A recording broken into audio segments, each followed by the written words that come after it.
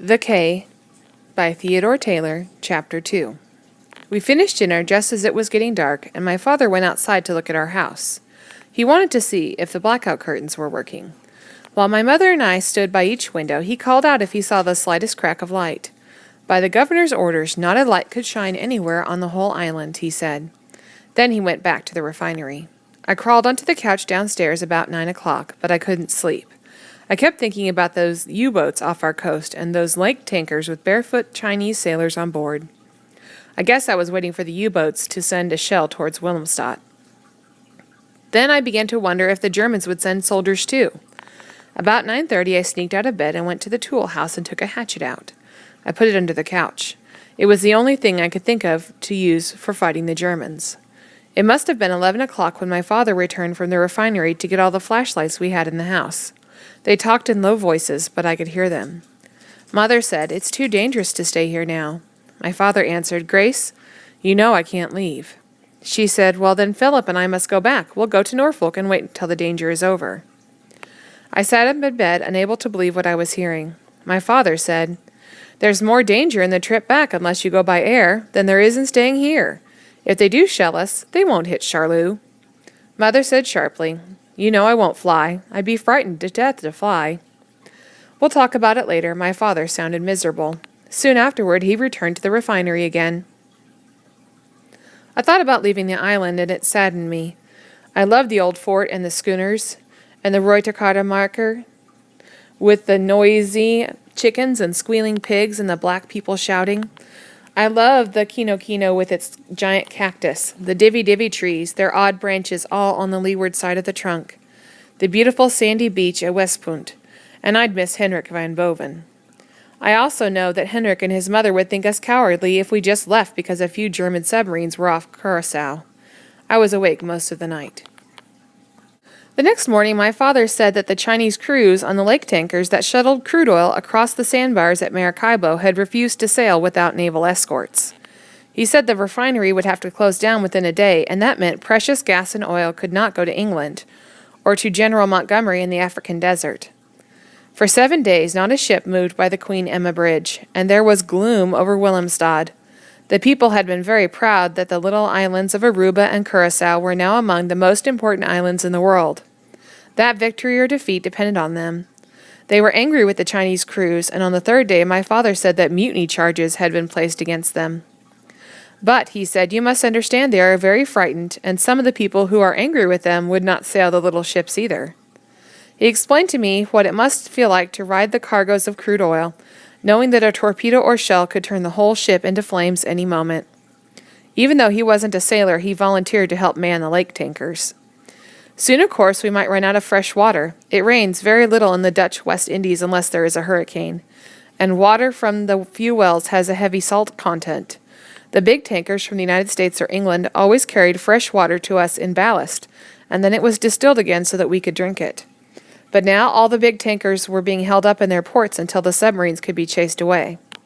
Toward the end of the week, we began to run out of fresh vegetables, because the schoonermen were also afraid. Now my mother talked constantly about the submarines, the lack of water, and the shortage of food. It almost seemed that she was using the war as an excuse to leave Curacao. "The ships will be moving again soon," my father said confidently, and he was right. I think it was February 21st that some of the Chinese sailors agreed to sail to Lake Maracaibo. But on that same day, a Norwegian tanker headed for Wilhelmstad was torpedoed off Curacao, and fear again swept over the old city. Without our ships, we were helpless. Then a day or two later, my father took me to the Shottegot, where they were completing the loading of the SS Empire Tern, a big British tanker. She had machine guns fore and aft, one of the few armed ships in the harbor. Although the trade wind was blowing, the smell of gas and oil lay heavy over the Shottegot. Other empty tankers were there, high out of the water, awaiting orders to sail once they had cargoes. The men on them were leaning over the rail, watching all the activity on the Empire Tern. I looked on as the thick hoses that were attached to her quivered when the gasoline was pumped into her tanks. The fumes shimmered in the air, and one by one they topped her tanks, loading them right to the brim and securing them for sea. No one said very much. With all that aviation gasoline around, it was dangerous. Then in the afternoon we went to Punta and stood near the pontoon bridge as she steamed slowly down St. Anna Bay. Many others had come to watch too, even the governor. We all cheered as she passed, setting out on her lonely voyage to England. There, she would help refuel the Royal Air Force. The sailors on the Empire Tern, which was painted a dull white but had rust streaks all over her, waved back at us and held up their fingers in a V for victory sign. We watched until the pilot boat, having picked up the harbor pilot from the Empire Tern, began to race back to Wilhelmstad. Just as we were ready to go, there was an explosion, and we looked toward the sea. The Empire Tern had vanished in a wall of red flames, and black smoke was beginning to boil into the sky. Someone screamed, "There it is!" We looked off to one side of the flames, about a mile away, and saw a black shape in the water, very low. It was a German submarine, surfaced now to watch the ship die. A tug and several small motorboats headed out towards the Tern, but it was useless. Some of the women cried at the sight of her, and I saw men, my father included, with tears in their eyes. It didn't seem possible that only a few hours before I had been standing on her deck. I was no longer excited about the war. I had begun to understand that it meant death and destruction. That same night my mother told my father, "I'm taking Philip back to Norfolk." I know she'd made up her mind. He was tired and disheartened over what had happened to the Empire Tern. He did not say much. But I do remember him saying, "Grace, I think you're making a mistake. You're both quite safe here in Charloux." I wondered why he simply didn't order her to stay, but he wasn't that kind of a man. The sunny days and dark, still nights passed slowly towards March. The ships had begun to sail again, defying the submarines. Some were lost. Henrik and I often went down to Punda to watch them go out, hoping that they would be safe. Neither my father nor my mother talked very much about us leaving.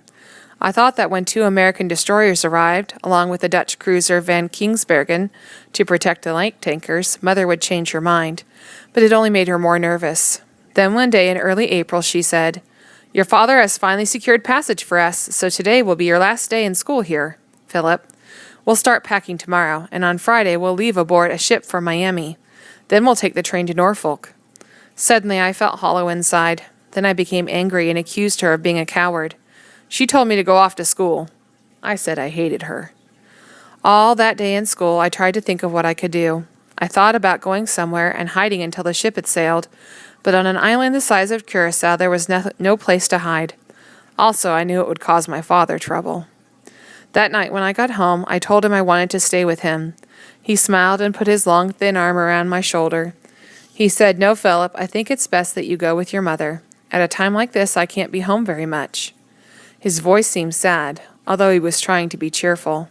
He told me how wonderful it would be to return to the United States, how many things I had missed while we were on the island.